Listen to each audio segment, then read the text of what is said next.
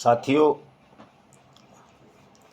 नारायण साकार हरि परमात्मा की संपूर्ण ब्रह्मांड में जय जयकार हो चुकी है। इसलिए आज मैंने पहला शब्द जय हिंद जय भारत नहीं बोला है, लेकिन हमेशा की तरह मैं कहूँगा कि जय हिंद जय भारत। स्वागत है आप सबका आज के इस खास एपिसोड में।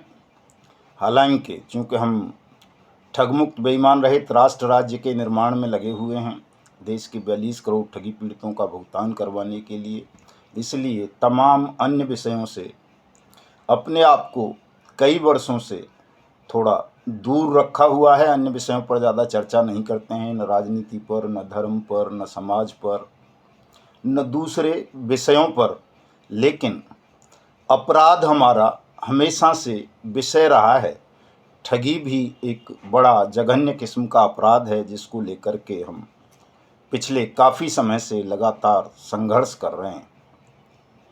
और हमारा लक्ष्य वही है कि हिंदुस्तान ठगमुक्त बेईमान रहित राष्ट्र राज्य के रूप में निर्मित हो। और चूंकि उसकी जो आधारशिला है वो देश के 42 करोड़ ठगी पीड़ितों का भुगतान बनेगा, इसलिए पहली लड़ाई हमारी पूरी तरह से उसी भुगतान पर केंद्रित है। लेकिन साथियों, वर्तमान समय में 2 जुलाई को जो हमारा ज्ञापन दिवस का कार्यक्रम था देश भर में, बहुत अच्छा कार्यक्रम हुआ। और उसी दिन एक अति दुखद घटना हमारे पड़ोसी ज़िले हाथरस में घट गई, जिसमें नारायण साकार हरि का सत्संग हो रहा था। और उस सत्संग में कुछ शैतानों ने, चूँकि शैतान और भगवान का संघर्ष हमेशा रहा है, जहाँ भगवान होते हैं वहाँ कुछ शैतान भी अवश्य होते हैं। और शैतान हमेशा भगवान का रास्ता रोकने का प्रयास करते हैं, लेकिन वो रोक नहीं पाते। अंततः जीत भगवान की ही होती है, परमात्मा की ही होती है, सत्य की होती है, न्याय की होती है साथियों। अब इसे आप किसी भी रूप में समझ सकते हैं, वो आपकी समझ पर निर्भर है कि मैं कहना क्या चाहता हूँ। बहुत हृदय वितारक घटना हुई। 123 लोगों की हत्या हो गई और दर्जनों उसमें घायल हुए। जो अभी तक घायल हैं उसको लेकर पूरे देश में एक कोहराम मचा, देश में नहीं बल्कि दुनिया में कोहराम मचा। तमाम राजनीतिक दल, राजनेता, पूरा मीडिया और तमाम धर्मगुरु, कथित धर्मगुरु, तमाम समाज सुधारक, तमाम कथित वैज्ञानिक सोच के लोग, तमाम गैर सरकारी संगठन, सरकारी संगठन इस कोहराम में सम्मिलित हुए। और सब ने अपने अपने तरीके से, अपनी अपनी बुद्धि से, अपने अपने निहित स्वार्थों से हाथरस के इस दुखदाई प्रकरण की चर्चा की, इसमें भाग लिया। जो आज भी बहुत बड़ी तेज़ी से ये चर्चा चल रही है, फैल रही है। अभी वो चर्चा रुकी नहीं है, चूँकि जिन सूरजपाल चमार उर्फ भोले बाबा उर्फ नारायण साकार हरि परमात्मा के सत्संग में ये दुखद हृदय विदारक घटना हुई, उनको इस घटनाक्रम की या कहें इस कांड की जांच करने के लिए जो SIT बनाई गई थी, स्पेशल इन्वेस्टिगेशन टीम, उसने एक तरह से क्लीन चिट दे दी है, उनको निर्दोष माना है। और दूसरा, पुलिस ने उनका नाम अपनी प्राथमिक सूचना रिपोर्ट में शामिल नहीं किया। और तीसरी बात ये कि कुछ दलाल किस्म के नेताओं को छोड़ दें तो किसी भी राजनीतिक दल ने सूरजपाल जी की आलोचना नहीं की है, न उनकी गिरफ्तारी की मांग की है, न उन्हें इस हत्याकांड का दोषी माना है। बल्कि SIT ने, सरकार ने, हमारे उत्तर प्रदेश के मुख्यमंत्री ने स्वयं ये आशंका जाहिर की है कि ये दुखदाई प्रकरण किसी षड्यंत्र का भी कारण हो सकता है इसके पीछे षड्यंत्र की आशंका को अभी तक न एसआईटी ने खारिज किया है, न हमारे मुख्यमंत्री ने, न पुलिस ने और न किसी और ने। और मैं भी मानता हूँ कि जो तमाम तथ्य सबूत चीख चीख कर गवाही दे रहे हैं इस बात की कि हाथरस में 2 जुलाई को जो कांड हुआ, जघन्य कांड, दर्दनाक कांड, वो किसी षड्यंत्र का परिणाम है। उसके पीछे एक बड़ा राजनीतिक, धार्मिक, सामाजिक षड्यंत्र हो सकता है। और जिन शक्तियों के अस्तित्व के लिए नारायण साकार हरि, सूरजपाल, अगर उनके शरीर का नाम लें तो, खतरा बन गए थे, उन्होंने इस दर्दनाक, खौफनाक मंजर को अंजाम दिया हो सकता है। एक व्यक्ति जो अपने पूरे जीवन भर में इसलिए कह रहा हूँ क्योंकि सूरजपाल जिस महकमे में नौकरी करते थे, उत्तर प्रदेश पुलिस का खुफिया विभाग, जिसे LIU भी बोल देते हैं हमारे दिल्ली में, दिल्ली पुलिस की इस ब्रांच को स्पेशल ब्रांच के नाम से बोल देते हैं, लेकिन आम बोलचाल की भाषा में वो खुफिया विभाग होता है पुलिस का, जो तमाम तरह की खुफिया सूचनाएं एकत्र करता रहता है, राजनीतिक दलों के संदर्भ में, संगठनों के संदर्भ में, आंदोलनों के संदर्भ में, क्रिमिनल्स के संदर्भ में। और इस विभाग में ज़्यादातर ऐसे ऑफिसर्स को तैनात किया जाता है जो बेहद ईमानदार होते हैं, मानवीय दृष्टिकोण वाले होते हैं। चूँकि मेरा भी अपना 40 साल का अनुभव है पुलिस के साथ, टकराव का भी, सहयोग का भी, मित्रता का भी, तो मैंने देखा है कि पुलिस का एकमात्र महकमा, ये खुफिया महकमा ही ऐसा होता है जिसमें 101% लोग ईमानदार होते हैं, मानवीय दृष्टिकोण वाले होते हैं और अपने काम को बड़ी ईमानदारी से करते हैं। तो जो सूरजपाल जी ने जितने भी समय उत्तर प्रदेश पुलिस के खुफिया विभाग में अपनी सेवाएं दी, उस काल को भी मैं उनके इस सत्संग वाले काल में ही जोड़ रहा हूँ। क्योंकि मेरा अपना अनुभव है, मैं अपने अनुभव की बात करता हूँ। जो लोग मेरे समर्थक हैं वो भी सब इस बात की गवाही देंगे कि उनके साथ अगर किसी ने अच्छा व्यवहार किया है, मानवीय व्यवहार किया है, तो वो केवल एकमात्र ये LIU खुफिया विभाग के ऑफिसर ही रहे हैं जिन्होंने इनके प्रति अपनी सहानुभूति दिखाई है, न्याय दिलाने का प्रयास किया है। वरना तो लोकल पुलिस क्या, दूसरी एजेंसीज क्या, सब उपेक्षित, अपमानित करती हैं।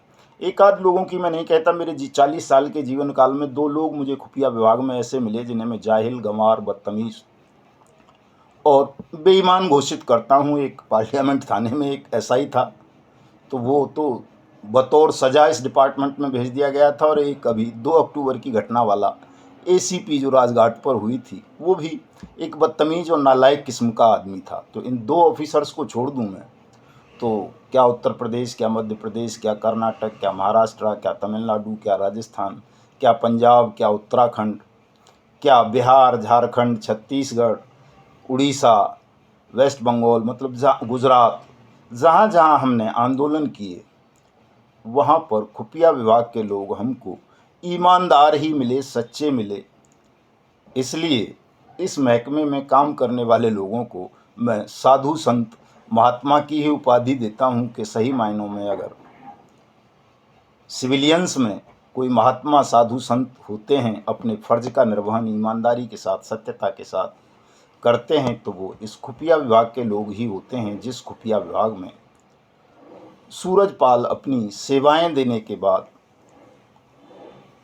उस मार्ग की ओर मुड़े जिसे लोग, ज़्यादातर लोग अध्यात्म भी नहीं कह रहे, सनातन भी नहीं कह रहे, पोंगापंथी पाखंड वाला भी नहीं मानते हैं, लेकिन कुछ धूर्त किस्म के लोग देश भावनाओं से प्रेरित होकर नारायण साकार हरि सूरजपाल जी पर तरह तरह के अनर्गल और घृणित आरोप लगा रहे हैं। कोई उन्हें तंत्र मंत्र का जानकार कह रहा है, कोई उन्हें सम्मोहिनी विद्या का जानकार बता रहा है, कोई उन्हें फरार घोषित कर रहा है, कोई उनकी गिरफ्तारी की मांग कर रहा है, कोई उन्हें लड़कीबाज बता रहा है, कोई उन्हें छुपा रुस्तम कह रहा है, कोई उन्हें कुछ कह रहा है, कोई उन्हें कुछ कह रहा है। लेकिन चूँकि हम पड़ोसी भी हैं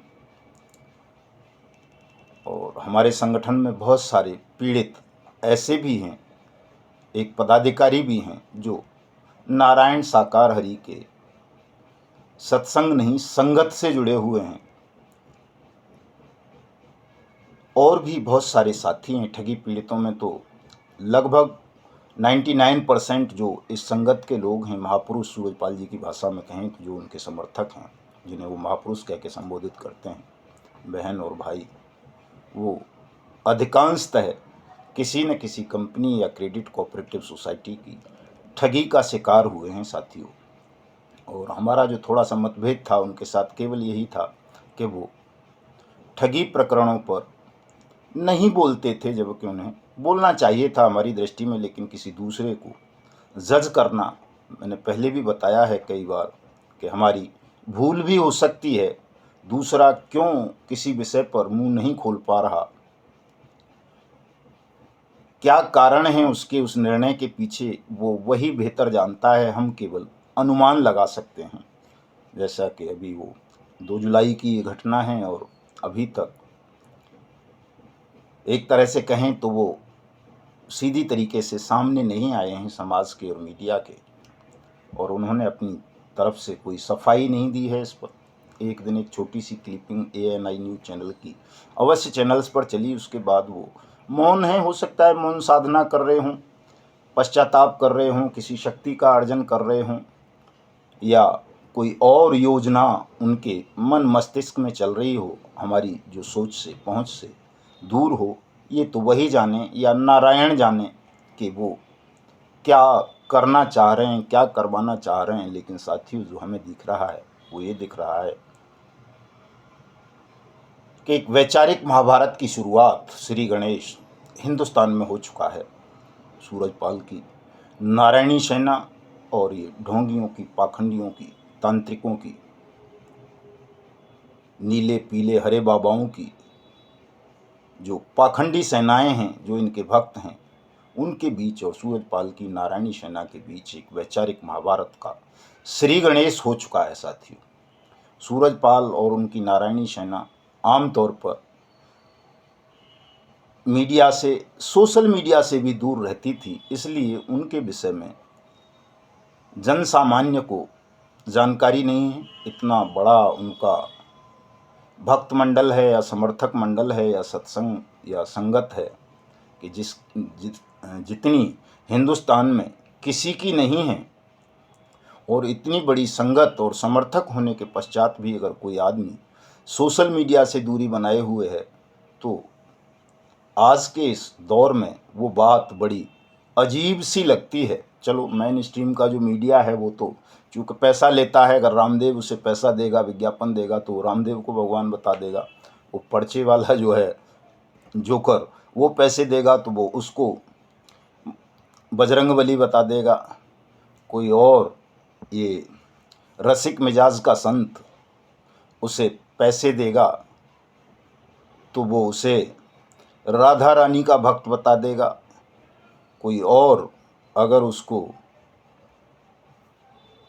मीडिया को धन देगा, पैसा देगा, तो वो उसको भी बड़ा कथावाचक या बड़ा उलेमा या बड़ा पीर पैगंबर बनाकर प्रस्तुत कर देंगे राष्ट्र के सामने। लेकिन सूरजपाल एक ऐसे व्यक्ति थे जिनके पास इतनी बड़ी संगत थी, अकॉर्डिंग टू मीडिया अगर कहें तो जिनके पास करोड़ों अरबों का साम्राज्य भी है। वो मीडिया को कभी चाय भी नहीं पिलाते थे। 1 रुपया उनको विज्ञापन का देना या दान देना या कुछ और सहयोग करना तो बड़ी बात है। तो इसलिए मीडिया की जो खींच है सूरजपाल के प्रति, नारायण साकार हरि के प्रति, वो समझ में आती है दोस्तों। लेकिन बहुत सारे लोगों की समझ में ये बात नहीं आ रही होगी कि ये जो नीले बाबा के भक्त हैं, मायावती और चंद्रशेखर रावण जैसे नफरती चिंटू, ये लोग अपनी ही बिरादरी के सूरजपाल का विरोध क्यों कर रहे हैं, जबकि दूसरे कोई भी पार्टी, संगठन, नेता सूरजपाल का विरोध करने का या उन पर अनर्गल आरोप लगाने का साहस नहीं जुटा पा रहे। और मायावती और चंद्रशेखर जैसे लोग जो नफ़रत की राजनीति करते हैं वो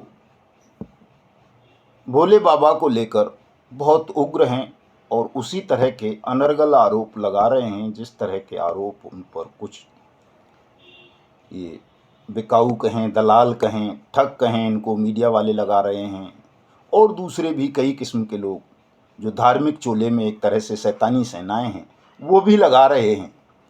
उसी तरह के घृणित आरोप चंद्रशेखर और मायावती अगर लगा रहे हैं तो साथियों इसके पीछे भी एक बड़ा कारण है और हाथरस हत्याकांड के पीछे इन संभावनाओं से इनकार नहीं किया जा सकता कि ये लोग ऐसे घृणित प्रकरणों को अंजाम दे सकते हैं। चूँकि राजनीति में कुछ भी संभव होता है, मैं तो भुक्तभोगी हूँ, मेरे साथ तो खुद हुआ है कई बार ऐसा।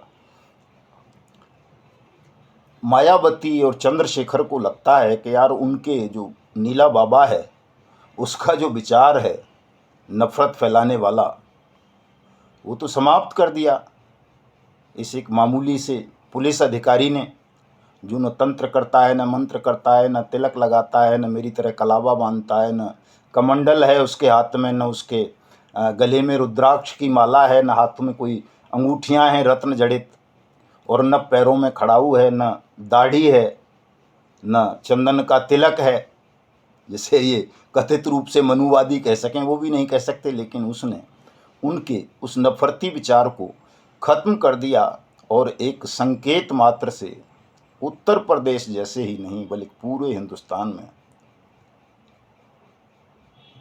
उस नफरती विचार को, नफरत की राजनीति को, जातिवाद की राजनीति को एक तरह से ख़त्म कर दिया अपने संकेत मात्र से। तो ऐसे व्यक्ति से, जिस व्यक्ति ने अपने विचार से, अपनी वाणी से केवल एक बड़े भूखंड को, चंबल का क्षेत्र जिसे कह देते हैं, बुंदेलखंड भी कह देते हैं कुछ लोग, जिसे डाकुओं का इलाका माना जाता था, जहां ज़्यादातर लोग अपराधों में संलिप्त रहते थे, ऐसे क्षेत्र को अपराध मुक्त बना देना, लोगों को लालच से दूर ले आना, लोगों को बहुत सारी बुराइयों से, जिसमें नशा प्रमुख है, उससे दूर ले आना अपने आप में ईश्वरीय कर्म है साथियों। तो जो लोग कह रहे हैं सूरजपाल अपने आप को ईश्वर कहते हैं, तो मैं समझता हूँ ये उनका अनर्गल प्रलाप है। ईश्वर और मनुष्य में कोई भेद नहीं होता, मनुष्य ही ईश्वर है, ईश्वर ही मनुष्य है, और मनुष्य का, वो ईश्वर का तो कण कण में वास है। ईश्वर तो चमारी क्या, भंगन के पेट से भी पैदा हो जाते हैं। ईश्वर तो सूर्या के पेट से पैदा हो गए थे, 12 रूप धारण किया था उन्होंने, नारायण ने तो मछली के पेट से पैदा हो गए थे, मत्स्यावतार जिनको कहा जाता है। कछुनी के पेट से पैदा हो गए थे, कछुआ कच्छप अवतार जिसको कहा जाता है। तो ईश्वर तो कहीं भी प्रकट हो सकते हैं, कहीं से भी जन्म ले सकते हैं, कहीं भी किसी को भी अपनी शक्ति सौंप सकते हैं। और आज कुछ लोग तो इसी बात के लिए मरे जा रहे हैं कि यार चमारी के पेट से कैसे ईश्वर पैदा हो जाएगा। तो साथियों, ईश्वर यानी नारायण और सूरजपाल में कोई अंतर मुझे भी अब नहीं दिख रहा है। और सूरज तो वैसे भी नारायण का ही नाम है, पाल और लगा दिया आपने तो पाल भी उसी का प्रतीक होता है। तो इस चीज़ पर जो लोग अनर्गल प्रलाप कर रहे हैं कि ईश्वर भगवान, वो मनुष्य भगवान नहीं हो सकता, ईश्वर नहीं हो सकता, वो मेरी समझ में असनातनी हैं। उनको सनातन धर्म का ज्ञान नहीं है, वो जानते नहीं कि सनातन की परिभाषा क्या है, सनातन का मूल आधार क्या है, सनातन क्या कहता है। तो इस ग्राउंड पर सूरजपाल का विरोध करने वाले लोग विद्वेषी हैं, मूर्ख हैं। उनकी बातों में, उनके बरगलाने में, बहकाने में आने की किसी भी साथी को आवश्यकता नहीं है, बल्कि हमें सूरजपाल से एक प्रेरणा लेनी चाहिए साथी, कि जो व्यक्ति सोशल मीडिया तक से दूर था, स्मार्टफोन ही नहीं रखता, जो कभी अपने पैर नहीं छूने देता किसी को, चरण धूलि की तो बात बहुत बड़ी है। ये जो अफवाह चल रही है कि उसने कहा कि साहब चरण धूलि लो अपनी मेरी और उसे घर में ले जाना, सब ठीक हो जाएगा। जो आदमी अपने चरण स्पर्श नहीं करने देता किसी को, जो कभी इस तरह के पाखंड नहीं करता कि तुम चरण धूलि ले जाना उससे ठीक हो जाओगे, जो सत्य और न्याय के मार्ग पर लोगों को ला रहा है, बुराइयों से दूर कर रहा है, उन्हें समाज सेवा के लिए प्रेरित करता है। और उससे अगर लोगों को मानसिक शांति मिलती है, शारीरिक कष्टों से मुक्ति मिलती है, रोगों से मुक्ति मिलती है, जिसने बड़े बड़े सैयदों को, पीरों को, पैगंबरों को बांध दिया, जिसने हिंदू, मुसलमान, सिख, ईसाई, बुद्ध, जैन, भंगी, ब्राह्मण, मुल्ला, चमार का भेद खत्म कर दिया एक बड़े भूखंड से, ऐसे व्यक्ति को साथियों ईश्वर का अवतार मानने में या ईश्वर मान लेने में मैं समझता हूँ न तो कोई अशास्त्रीय बात है, न अधार्मिक बात है, न अमानवीय बात है, न अवैज्ञानिक बात है। लेकिन जो लोग विरोध कर रहे हैं, जैसा कि मैंने बताया, मायावती की राजनीति खत्म हो गई। जब सूरजपाल ने कभी किसी को नहीं कहा कि मायावती को वोट मत देना, लेकिन मायावती को लगता है कि सूरजपाल ने मेरी राजनीति खत्म कर दी। भारतीय जनता पार्टी को भी ये एहसास है, वैसे तो ये उनको भी बहुतों को लगता है। उसके भी कई प्रवक्ताओं को मैं सुनता हूँ चीख चीख के कहते हैं कि उसके बाबा मत कहो, उसको सनातनी मत कहो। उनको भी लगता है कि इस आदमी ने उत्तर प्रदेश में हमारी नैया डुबो दी, अखिलेश यादव को समर्थन देकर। और जब सच्चाई ये है कि साकार नारायण हरि ने कभी किसी अखिलेश को या किसी और राजनेता को कोई समर्थन नहीं दिया। ठीक है, बुजुर्ग आदमी है, कोई उनके सत्संग में गया तो आशीर्वाद तो दे देंगे, कोई भी चला जाए। वो मोदी को कौन सा मना कर देते कि तू क्यों आ गया, उसे गाली दे के भगा देते। मोदी जाता, मोदी को भी देते। मायावती पहले जाती थी, मायावती को भी देते थे। चंद्रशेखर जाता, इसको भी दे देते। किसी को भी देंगे। वो तो हमारी संस्कृति है भारत की कि जब किसी भी इस तरह के व्यक्ति के पास कोई नमन करने जाता है तो वो आशीर्वाद तो देते ही हैं। और उनके आशीर्वाद से, उनके श्रीमुख से निकले हुए किसी शब्द से अगर किसी का कल्याण हो जाता है तो इसमें बुराई क्या है, ये तो अच्छी बात है। तो साथियों, इतनी बड़ी भूमिका के पीछे जो मैं आपको बताना चाहता हूँ वो ये कहना चाहता हूँ कि जो आदमी सोशल मीडिया से दूर था, मेन स्ट्रीम की मीडिया से दूर था, जिसे फंसाने के लिए देश के संपूर्ण मीडिया ने, संपूर्ण शैतानी ताकतों ने गठजोड़ कर लिया, पूरी ताकत लगा ली कि उसको जेल भिजवा दिया जाए, उसको इस प्रकरण में झूठे में फंसा कर फांसी के फंदे पर लटकवा दिया जाए, ताकि उसके समर्थकों में भय पैदा हो सके, लोग उसका साथ छोड़ सकें, उसका नाम ना लें, उससे नफरत करने लगें। ऐसे व्यक्ति के, साधारण से गरीब, मजदूर, अनपढ़, बिल्कुल मीडिया की भाषा में कहें तो गंवार लोगों ने एक दिन में 2 lakh social media account create किए हैं। और जो मेन स्ट्रीम का मीडिया था, नफरती लोग थे, उन सबको मुंह तोड़ जवाब देकर ये स्थापित कर दिया। मात्र कै दिन हुए हैं आज, 2 जुलाई से 10 जुलाई, 8 दिन में, 1 वीक में ये स्थापित कर दिया, ये सिद्ध कर दिया अपनी सक्रियता से, अपने समर्पण से, अपनी लगन से, अपनी थोड़ी थोड़ी मेहनत से, कि सूरजपाल कहीं भी न ढोंग करते हैं, न पाखंड करते हैं, बल्कि वो समूची मानवता का कल्याण कर रहे हैं। और उन्होंने ऐसा काम इस आधुनिक युग में करके दिखा दिया है जिसकी उम्मीद कोई कर नहीं सकता। पर्चा निकालने की तो उम्मीद होती है कि पर्चे का चमत्कार हो जाएगा, या कहीं मंदिर में चले गए, किसी मस्जिद में चले गए, किसी प्रतिमा के समक्ष नतमस्तक हो गया कोई जाकर के, वहाँ लोगों को लगता है कि ऐसा होगा, चमत्कार हो जाएगा। लेकिन उस आदमी ने सबके बिना एक ऐसा चमत्कार कर दिया जिसकी आज के युग में कल्पना नहीं की जा सकती साथियों। तो ये जो बड़ा काम सूरजपाल जी ने किया है, उसके लिए उनको कोटि कोटि नमन। वो प्रशंसा के पात्र हैं, पूजनीय हैं, श्रद्धा के योग्य हैं। और ऐसे लोगों को बार बार इस धरा पर अवतरित होकर, प्रकट होकर, जन्म लेकर इस धरा को पापियों से, शैतानों से मुक्त करना चाहिए। मैं यही कामना करूँगा नारायण साकार हरि से। तो एक बड़ी अच्छी शिक्षा मुझे उनकी लगी साथियों। किसी भक्त ने पूछा कि साहब मैं भी नारायण से साक्षात्कार करना चाहता हूँ, ईश्वर से।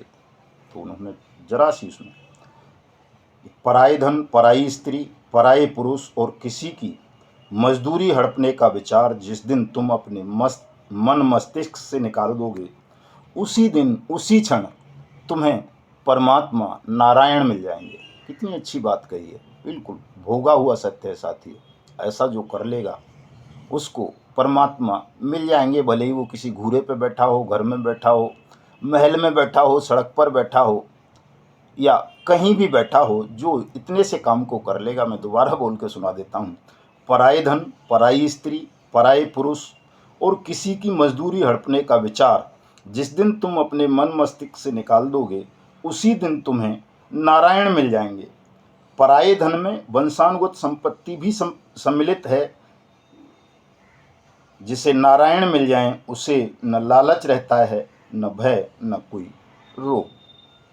तो साथियों, हमारे जो ये 42 करोड़ ठगी पीड़ित जमाकर्ता परिवार हैं, जो दर दर के धक्के खा रहे हैं, जिन्हें न्याय नहीं मिल रहा, जिनकी परिश्रम से प्राप्त पूंजी को ठगों ने हड़प लिया है, और वो शासन के समक्ष, न्यायपालिका के समक्ष, प्रशासन के समक्ष रो रहे हैं, खून के आंसू बहा रहे हैं, मौत के मुंह में जा रहे हैं, पलायन की पीड़ा को झेल रहे हैं, उत्पीड़न झेल रहे हैं पुलिस का, उन लोगों को भी इन सूत्रों पर अमल करते हुए, और जो काम सूरजपाल के समर्थकों ने किया कि एक दिन में 2 lakh social media account create करके व्हाट्सएप पर, ट्विटर पर, इंस्टा पर, यूट्यूब पर, फेसबुक पर, टेलीग्राम पर, तमाम साइटों पर जो मुंह तोड़ जवाब शैतानी सेना को दिया है उनकी नारायणी सेना ने, और अपने सत्य को स्थापित किया है हिंदुस्तान में, उसी का अनुसरण आप सब यानी हमारे देश की ठगी पीड़ित निवेशक साथी और एजेंट साथी करें। ज़्यादा से ज़्यादा सोशल मीडिया अकाउंट क्रिएट करें, मेरे इस वीडियो संदेश को ज़्यादा से ज़्यादा शेयर कर दें, हमारे इस चैनल को सब्सक्राइब जरूर कर लें जिन साथियों ने अभी तक नहीं किया है, लाइक और कमेंट भी कर दें, भले ही आपका विचार मेरे विपरीत क्यों ना हो, फिर भी कमेंट में मुझे ज़रूर बताएं। और इस अभियान को बहुत तेज़ी के साथ आगे बढ़ाइए साथियों, ताकि 31 जुलाई 2024 को हम हिंदुस्तान को ठगमुक्त बेईमान रहित राष्ट्र राज्य के रूप में स्थापित करने की घोषणा कर सकें शहीद आजम ऊधम सिंह जी के शहादत दिवस पर। और आप सबका भुगतान इस अनियमित जमा योजनाएं पाबंदी अधिनियम 2019 के तहत आपकी जमा राशि का 2 से 3 गुना 180 दिन में सुनिश्चित करवा सकें। तो मिलता हूं आज शाम को अपनी फेसबुक आईडी मदन लाल आज़ाद पर, उसे फॉलो कर लेना तमाम साथी जाकर के। आज रात को लगभग 1.5 घंटे 9 बजे से 10:30 बजे तक आप सबके साथ चर्चा करूंगा 31 जुलाई के मिशन भुगतान असहयोग आंदोलन पर, और तमाम प्रश्नों का जवाब दूंगा साथियों। तो जय हिंद, जय भारत।